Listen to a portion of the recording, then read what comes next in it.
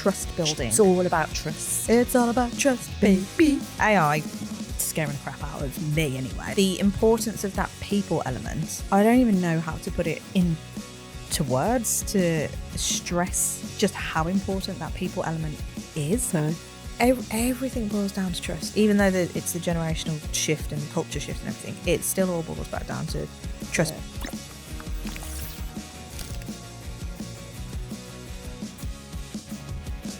Cow shoes. We have kind of matching cow shoes on today. Yeah. Yours are slightly darker in tone. And they've got some little stripes down the sides. Stripes? Oh no, mine have got stripes. Oh I didn't even realise that. Mine are much bigger than Joe's because she's got teeny tiny kids' feet. I have got kid feet. What size? 4. Mine are a 7. Big feet. They do look massive. Yeah. And Joe's also got tiger print trousers on. So there's a lot of animal clashing prints today. Darren hates it. All the more reason to wear it. Indeed. And the relevance of us chatting about all of our obscure clothing choices is trust building. It's all about trust. It's all about trust, baby. We were singing this before, weren't we? Why do we need trust? What's it all about? Why do people care? You know you can't say that without me going, Alfie, at the end. But okay, we're here. So we keep dabbling in this conversation, don't we? Like AI scaring the crap out of me anyway. Like, you love AI. I love AI and it's also really scary. But well, how do you think I feel? Because I'm warming to it. Yeah, it's great, but it is scary. The potential for it. And I think this is where all of us who are running businesses that deal with people, so basically service-based business, yeah, but even, I mean, let's face it, let's stick with service, it's easier.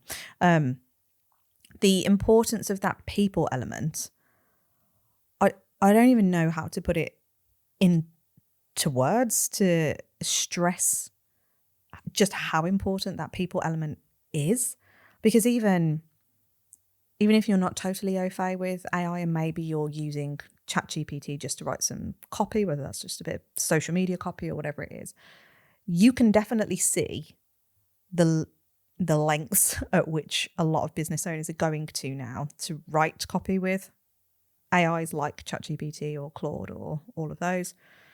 And for me, even though I can recognize it and I can see it and I use it myself, when I see somebody else that's so really clearly written in AI, it actually, we talk about the relationship account in dog training and that whole trust account, and every time you need to make a withdrawal, that's how I feel now with any time I see somebody that's written a post that's very clearly AI.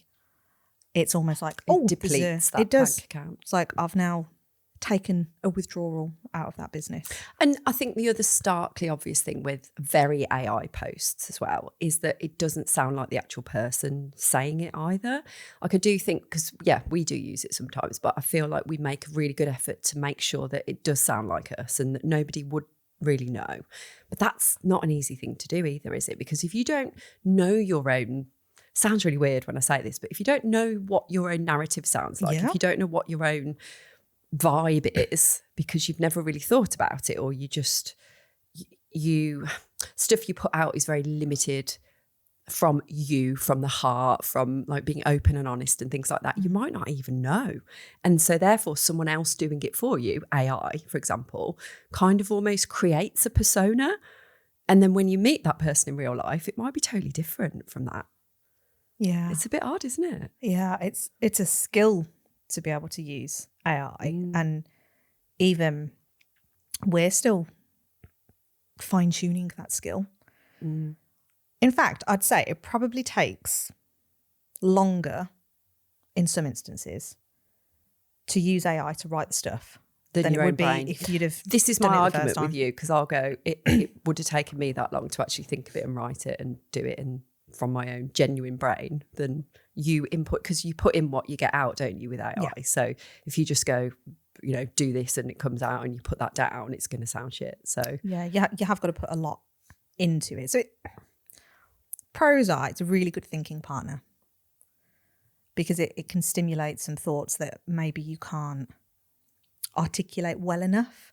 And again, I think for us being business partners, if I know like you're busy, or like if you're doing a coaching call or something and then I need to try and think about something, it's good to chat it through with someone that isn't you because you're not there. And I need to do it immediately because that's how my brain works. Yep. So it's really good as a thinking partner.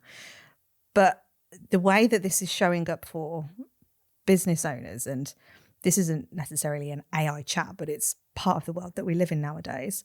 It's how can you build trust then through your marketing, through the posts that you're doing, through being a business owner? How can you build that trust? How is somebody going to see past that AI narrative if you're not using it? How do you go about building trust? And for me, the first immediate thing that comes to my head is, does it contain the words and phrases that your clients would be using? Is it everything that they're saying to you? So when you speak to them through inquiries and just in a general sense, out and about with dog owners, are they saying those things? Because if they're not in there straight away, oh, hang on a minute, that's not how I would articulate that. So if we're using like the fancy pants language, and this is where, you know, it's going to cross over probably with the jargon that we use as dog trainers, because the reasons are we try to impress other people. Funnily enough, I had a conversation with a new client yesterday about this, and about how we're trying to market to the wrong people 9 times out of 10. And she was going, oh, I need to do these fancy reels. I was like, you absolutely don't, because your audience don't really need to see that stuff. Like, we're just doing it for the wrong reasons. But that's another subject really. But I think it's, if that copy in that social media post, in your website and everything it's not going to resonate if it's not what your people would be saying. So if your audience are not using those words and phrases, it's really clear to me anyway, as somebody reading a post. I'm like, nah, that's not what I would say. If I'm up shit creek, if I've got a dog with like all these problems, that is not what I'd say. And I think number one is think of those words and phrases, and that's always gonna set you up well, isn't it? Yeah. Do you know anything that I found comes up in conversations that we have with people is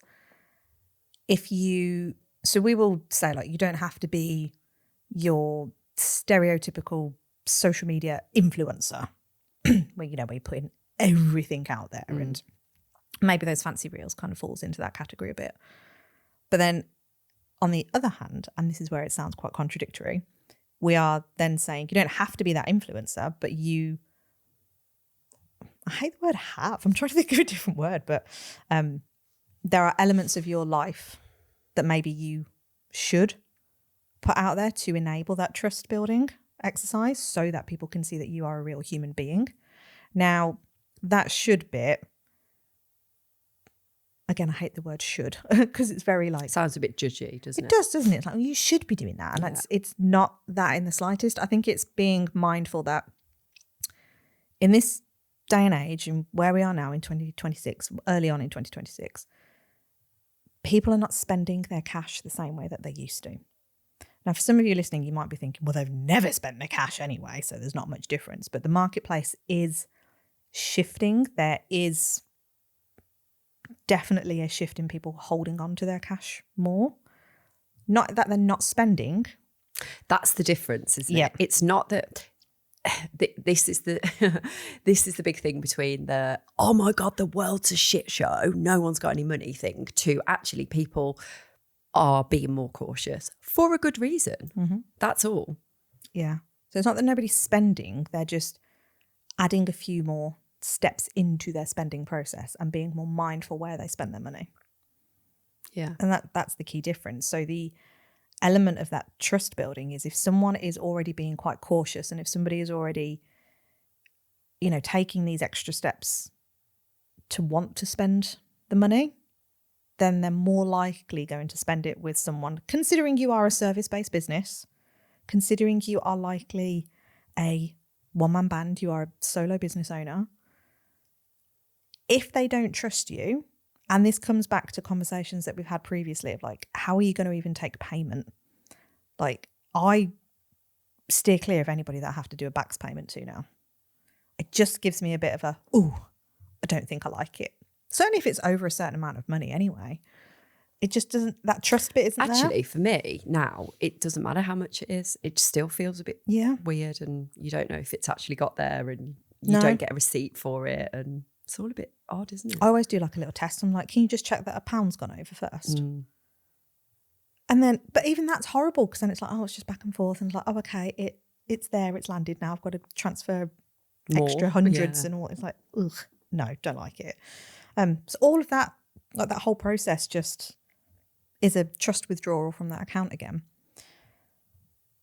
But, you know, kind of like looping back to how you put yourself out there, it's just showing elements of you that somebody can connect with. Now, I get for a lot of you listening, you could fall into the category of being a complete introvert and you don't want to put yourself out there in the slightest.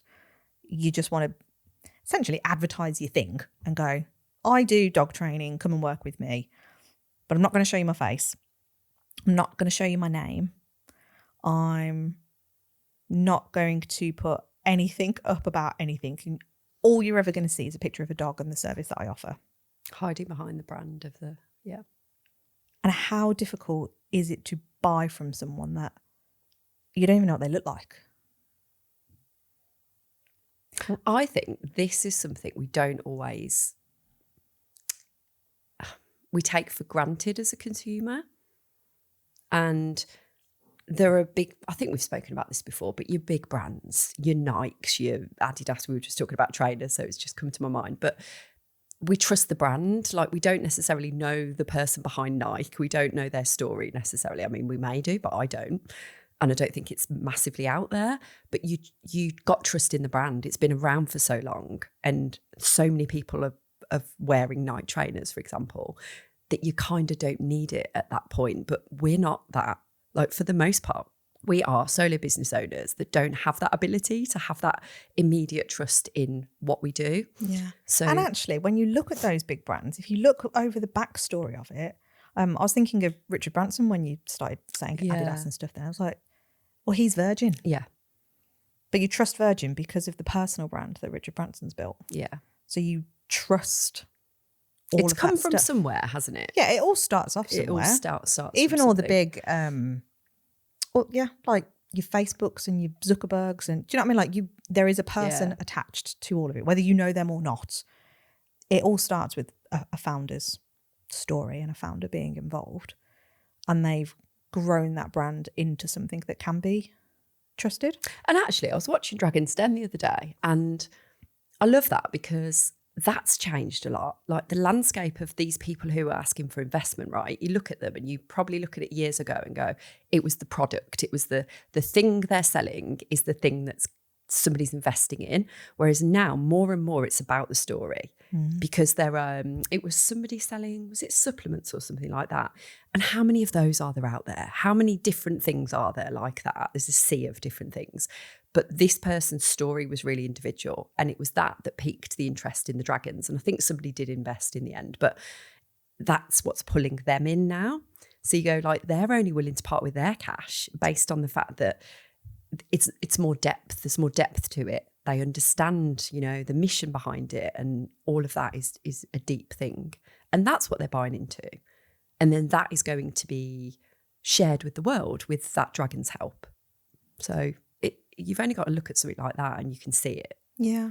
Everything has that story behind it. And I think if we are, because let's face it, it is scary to put yourself out there, isn't it? You can either think, no one cares, what's the point? Or it could be like, oh, someone's really going to pick holes in that story, or maybe not say some very nice things about you, and it feels horrible.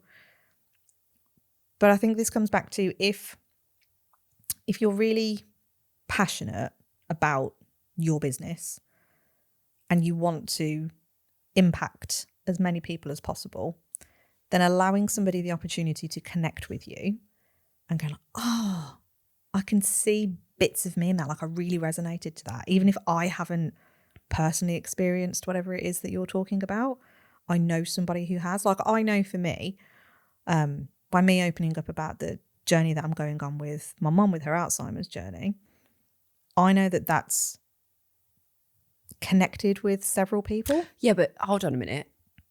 I think there'll be people listening to this who've never experienced that and maybe never will, but they still feel connected to you, because you can't, I don't think you cannot feel like that, because you're telling something from the heart. You're telling people how it makes you feel. You're telling people about the impact it has on your life. And again, not in a woe is me, feel sorry for me way, but in a, this is the reality of what people go through. And I think it's just that bearing that about you and just having that honesty around it. And like, I can't, when I hear your story, which I've you know, I hear it often, it still really pulls at me to go like, I can't imagine being in that position that you're in, because it's got to be the one of the hardest things in the world. And I don't experience it myself, and hopefully I never have to, but it really kind of, yeah, if it makes me feel like that, and obviously you're my friend and all that kind of thing, but I just think it's going to make a lot of people listening to this feel the same as well.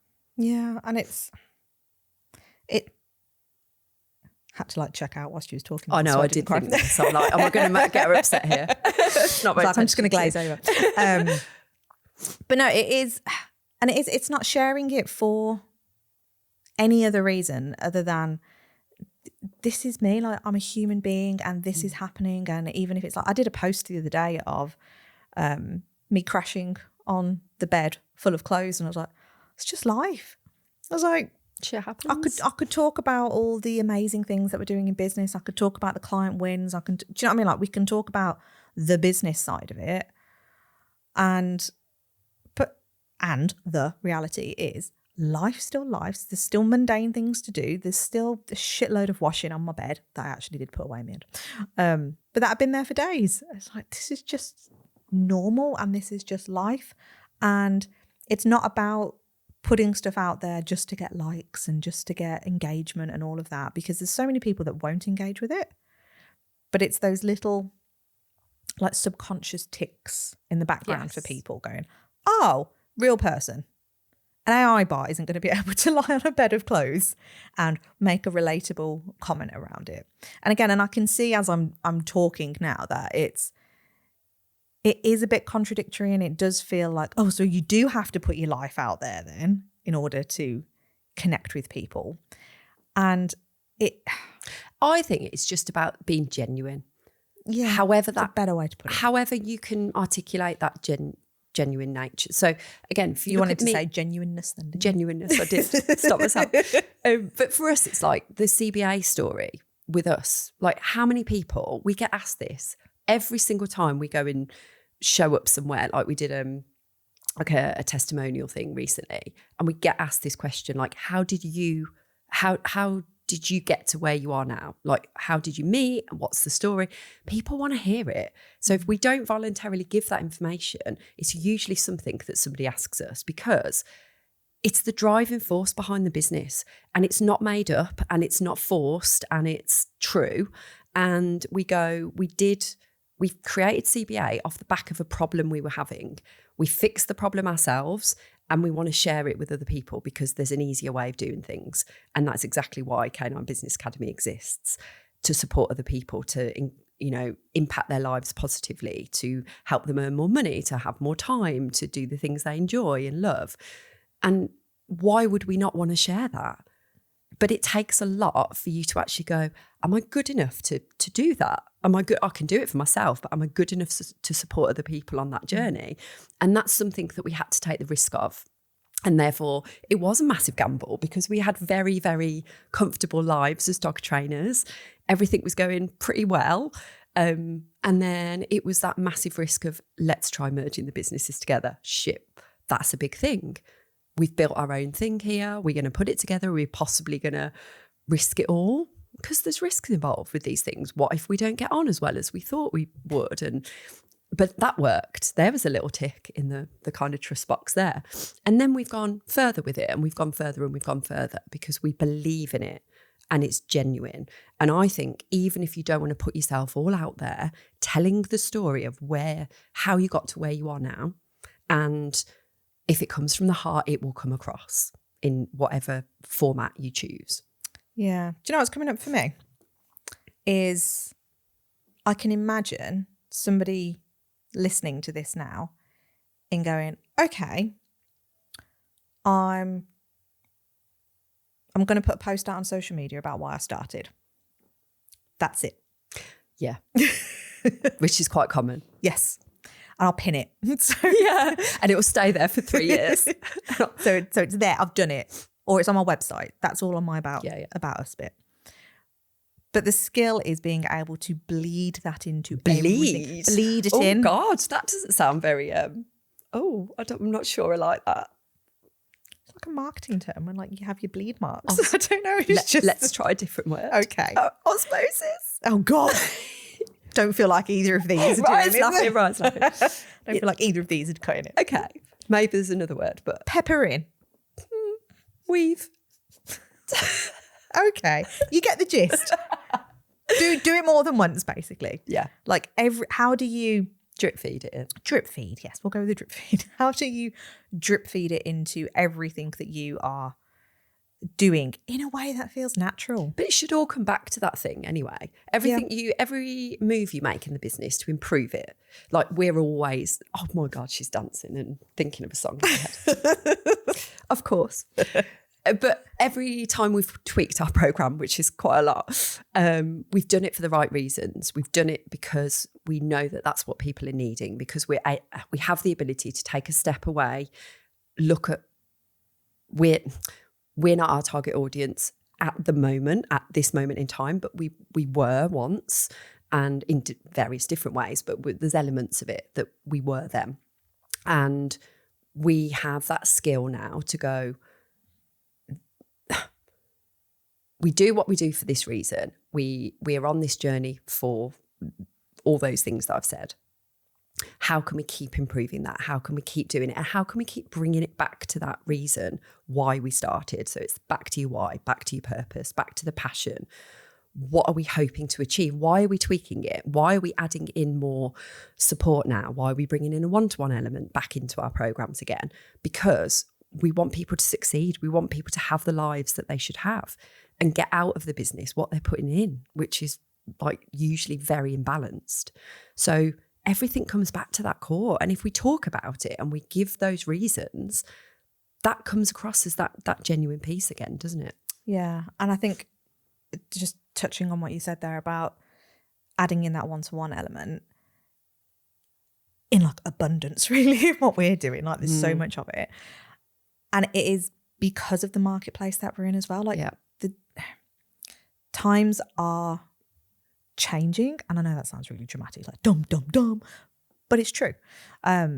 We're kind of, I think we went through a period over the last few years where, maybe even the last decade, where the digital space was there.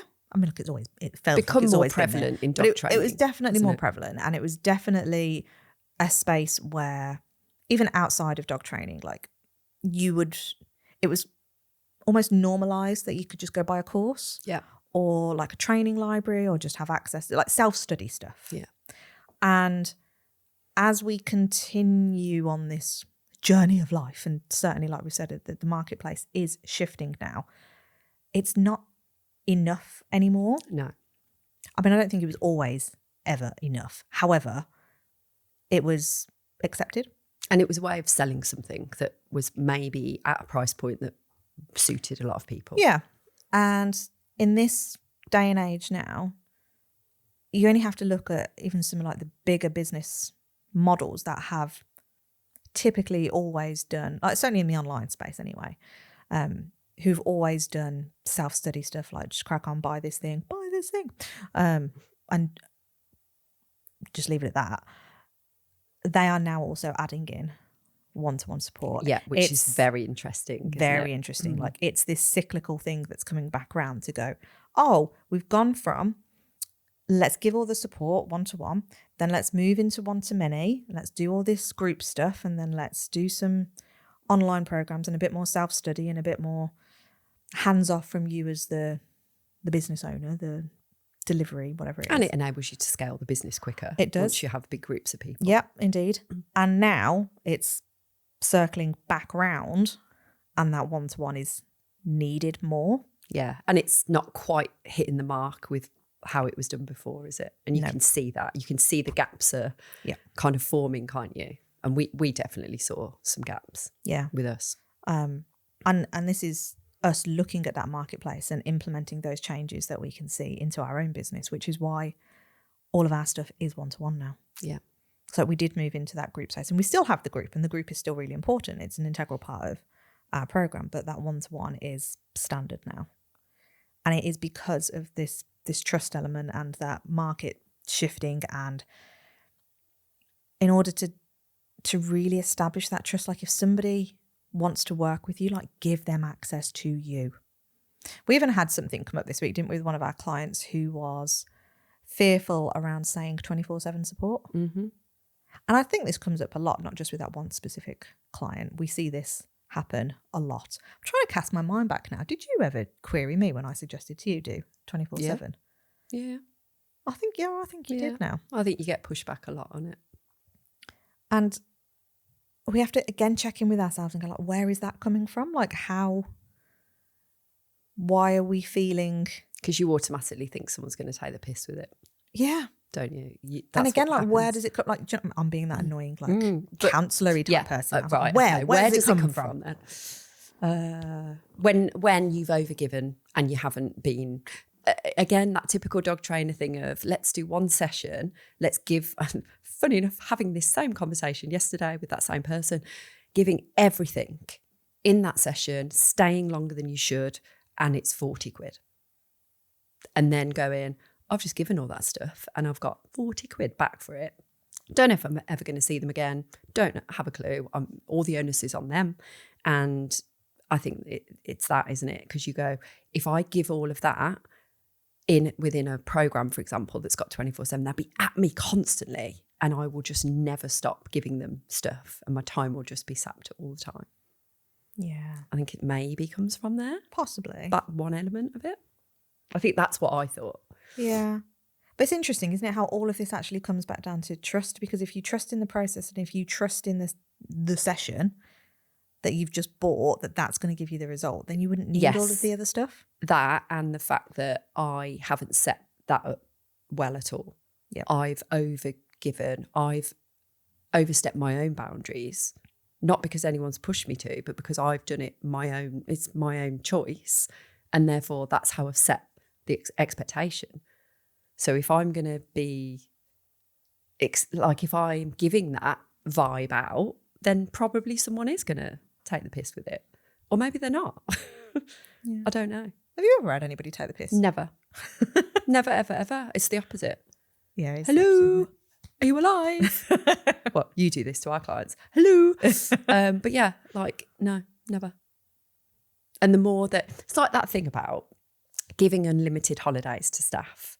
The thought of that literally makes somebody recoil. Like a lot of people go, but they would just all take the piss out of it and never be at work. And it's rarely the case, is it? Well, caveat, as long as you attract the right person. Yes.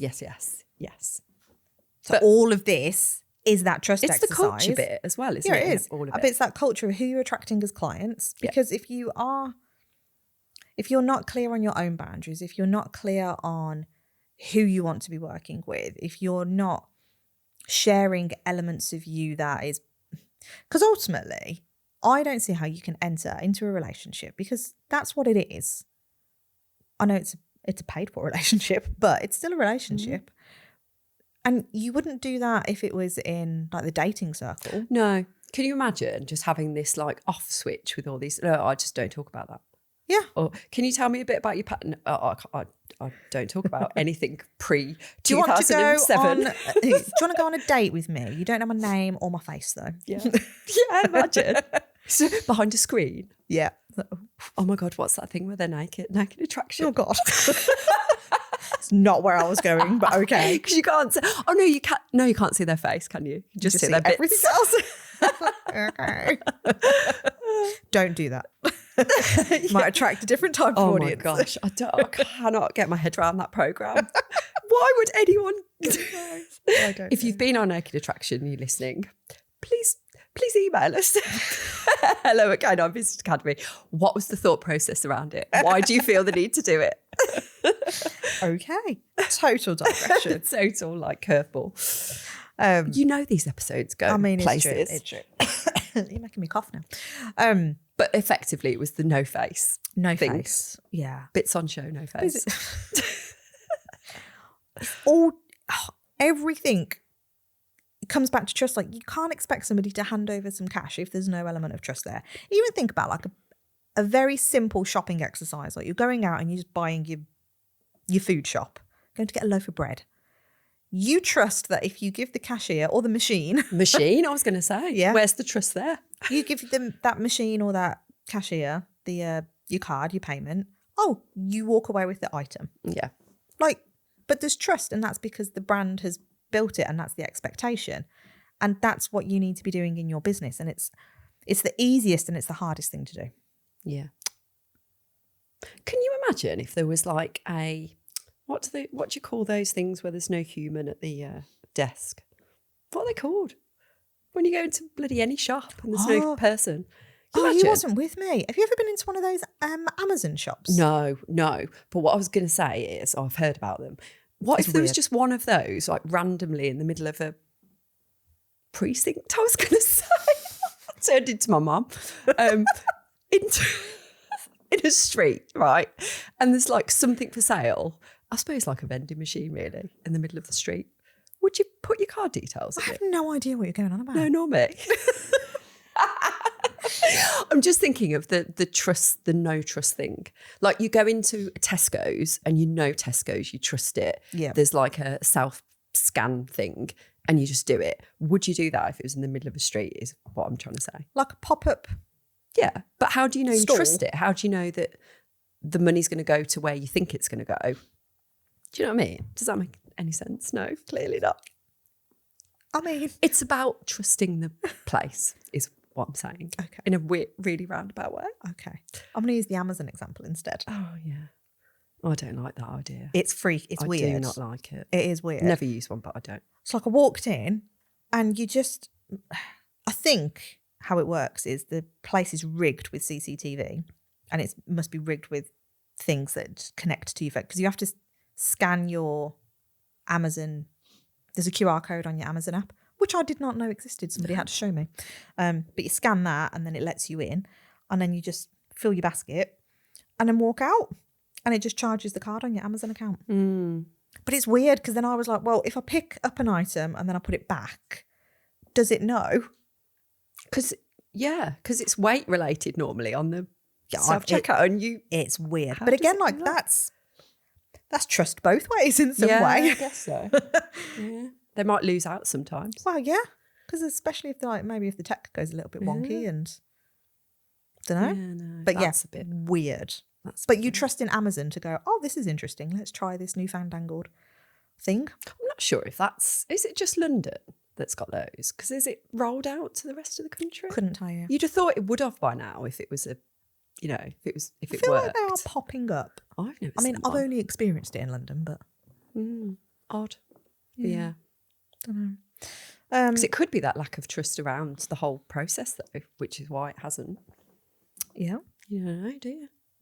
I know it's Amazon, but still, it makes us go, and we're happily using all these, things. So yeah, but everything boils down to trust. Even like using our parents' examples. I don't know if you'll still do it, but like my dad still like I won't use like Apple Pay or anything. Yeah, no. It's like, no, I need the card. My mum won't use internet banking app on Lloyd's. She won't use it. All of that stuff. She wants to like, go into the branch. Yes. She's now really scared it's going to shut down because every Lloyd's bank seems to be shutting down. Yeah. And she thinks she's screwed then. Mm-hmm. It's like, God, Mum, I haven't been in a branch for like years. Yeah. But all of this is trust.